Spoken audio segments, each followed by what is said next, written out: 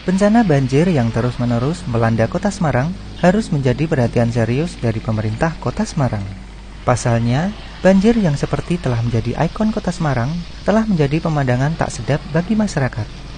Menurut ahli perencanaan tata kota, Muhammad Agung Ridho mengatakan, hal itu disebabkan karena kerusakan sistem tata air atau siklus hidrologi di Kota Semarang akibat pertumbuhan dan perkembangan kawasan perumahan dan permukiman pada Semarang bagian atas yang semakin pesat. Oleh karena itu, secara ekologis, kawasan Semarang bagian atas perlu direhabilitasi khususnya pada lahan kritis dan wilayah konservasi.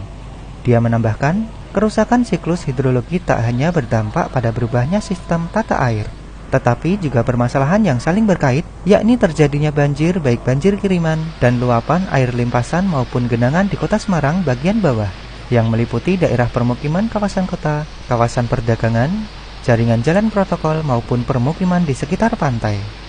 Selain itu, dampak ikutan lainnya adalah terganggunya berbagai kegiatan di Kota Semarang bagian bawah, baik secara fisik, sosial, ekonomi maupun budaya. Menurut pengajar planologi Fakultas Teknik Uni Sulaini, sebagian besar wilayah tersebut adalah kawasan konservasi yang merupakan kawasan penyimpanan air bagi Kota Semarang.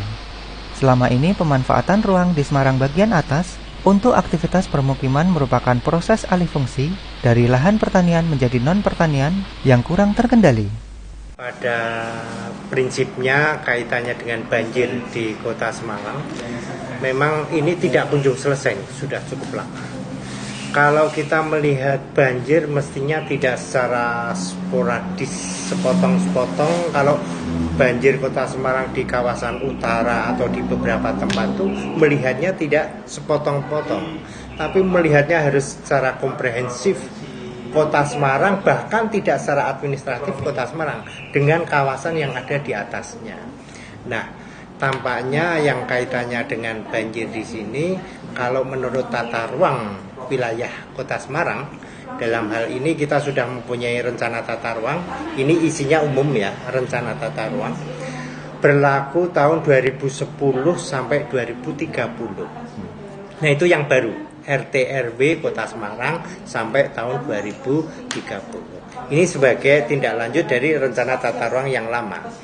Kalau rencana tata ruang yang lama itu mengatakan bahwa kawasan Semarang bagian atas itu sebagai kawasan konservasi. Jadi kawasan bagian atas itu mulai dari ada Tembalang, ada Gunung Pati, ada Mijen sampai ke arah selatan barat itu adalah kawasan konservasi menurut tata ruang yang lama. Dan tata ruang yang baru tampaknya masih menjelaskan tentang kawasan konservasi, tapi ada beberapa kawasan permukiman perdesaan di situ. Jadi Semarang atas itu permukiman perdesaan. Tapi realita yang terjadi itu tampaknya di kawasan Semarang atas itu kawasan Tembalang begitu pesatnya pendidikan tinggi, kemudian perumahan permukiman dan kegiatan-kegiatan yang lain, industri dan lain sebagainya.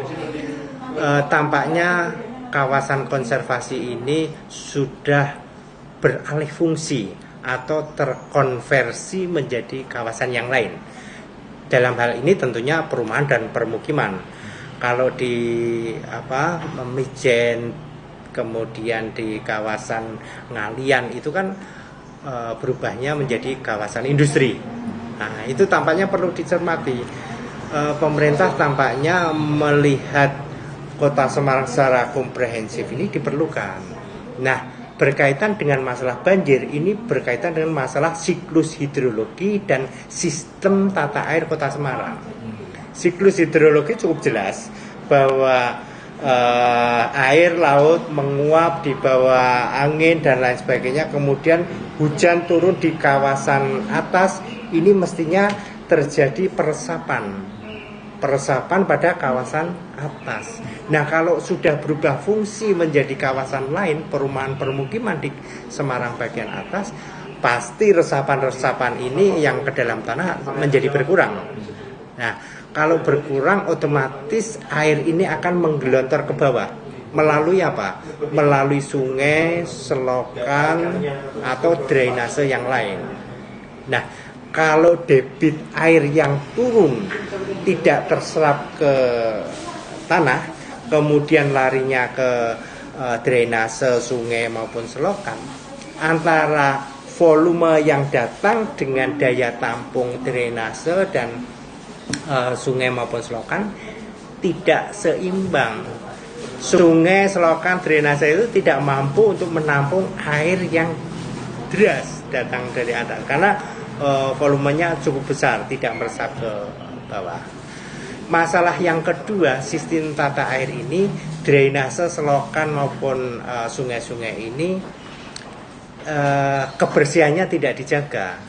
Di situ ada sedimentasi, artinya tanah-tanah karena adanya erosi dari atas terbawa air, terjadi pendangkalan akibat sedimentasi. Yang kedua, permasalahan mengenai sampah. Nah, sampah ini bisa dilihat bahwa sungai-sungai di Kota Semarang ini bervariasi.